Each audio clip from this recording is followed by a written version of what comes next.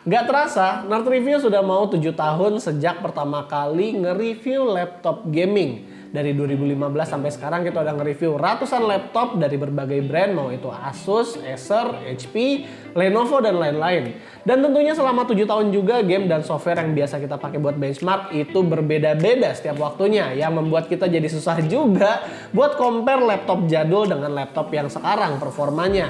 Tapi sejak 2 tahun lalu kita selalu memakai benchmark yang itu-itu aja agar bisa comparable dengan satu device dengan yang lain. Contoh, kita selalu menggunakan Cinebench R15 untuk bandingin performance prosesor dan juga 3D Mark untuk gaming performance-nya. Mungkin kalian juga nggak sadar, tapi kita juga sebenarnya suka ngambil data Cinebench R23, tapi itu untuk nanti, untuk perbandingan di kemudian hari. Lalu selain Cinebench dan 3D Mark, kita juga biasanya nginstal software yang biasa itu adalah Crystal Disk Mark untuk performa SSD, HW Info buat ngetes suhu, dan Spider X Pro untuk akurasi warna monitor buat gua, dan kalau mic pakainya adalah Spider 5 Elite. Lalu khusus untuk 3D Mark, biasanya kita nggak pernah melupakan Firestrike dan juga Firestrike Ultra kalau misalnya kita pakai komponen atau laptop gaming yang high-end.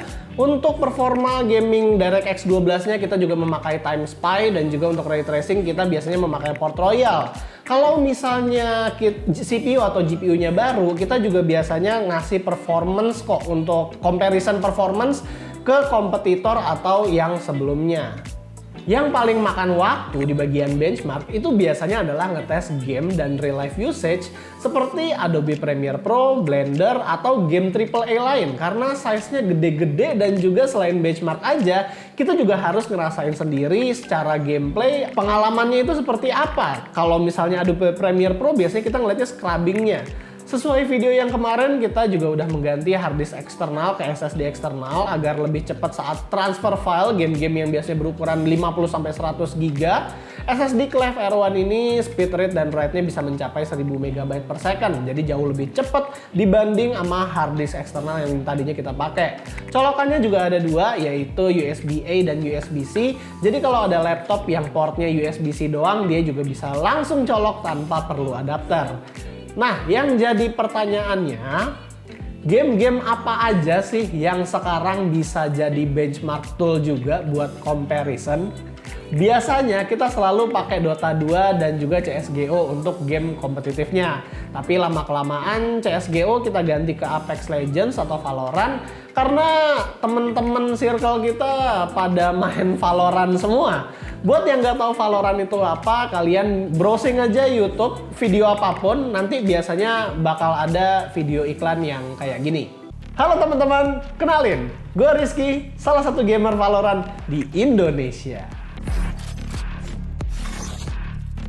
Selain beberapa game kompetitif tersebut, kita juga ngetes game AAA, cuman itu suka ganti-ganti. Dulu kita ngetes pakai The Witcher 3 dan GTA 5, tapi sekarang kita ganti ke Red Dead Redemption 2 karena lebih grafik demanding, lebih baru, dan juga lebih optimize. Kita juga menggunakan Outriders dan juga Control karena di LSS-nya itu bagus banget. Dan itu pun kadang kita juga suka ganti-ganti. Kita suka pakai Cyberpunk, Shadow of the Tomb Raider, terus sekarang yang baru juga kita pakai Riftbreaker. Kalau komputer juga masih pakai Forza Horizon 4 kadang-kadang karena instalasinya itu di Windows. Sayangnya game macam Cyberpunk itu kita kurang puas sebenarnya karena gamenya itu masih belum optimize banget, bahkan setelah dikasih beberapa patch sekalipun, dan kayak kerasa nggak fair aja gitu kalau kita ngasih performanya di dalam game yang tidak optimize. Pastinya nggak mungkin semua laptop itu kita patokin pakai game yang sama. Contoh, semua game-game berat yang tadi gue sebutkan, itu kan nggak mungkin gue tes pas lagi nge-review Ultrabook. Jadi ya paling kalau lagi nge-review laptop yang kayak gitu, kita nginstalnya game-game ringan aja yang contohnya tuh Good Company, Two Point Hospital, atau Genshin Impact yang mentok di 60 fps. Tapi yang kita belum pernah lakukan adalah nanya ke kalian, game apa aja sih yang cocok untuk benchmark? Jadi di video ini kita mau minta tolong ke kalian, kira-kira game apa yang biasanya kalian mau lihat performance-nya di review laptop atau komponen DNR. Dan dari gue pribadi sebagai reviewer komponen juga minta tolong buat kalian, apakah ada yang tahu benchmark yang bagus buat CPU, spesifik CPU atau spesifik GPU gitu. Karena sampai sekarang kita masih pakai Cinebench buat CPU dan GPU-nya juga masih pakai data-data dari 3D Mark kebanyakan. Terutama untuk Blender, kita juga kan biasanya pakai project BMW 27 dan banyak dari teman-teman yang bilang kalau itu project terlalu ringan. Nah, kita mau nanya juga buat yang tahu main Blender project, apa sih sebenarnya project yang bagus dan preset rendernya itu apa yang paling optimize saat ngetes CPU dan GPU itu.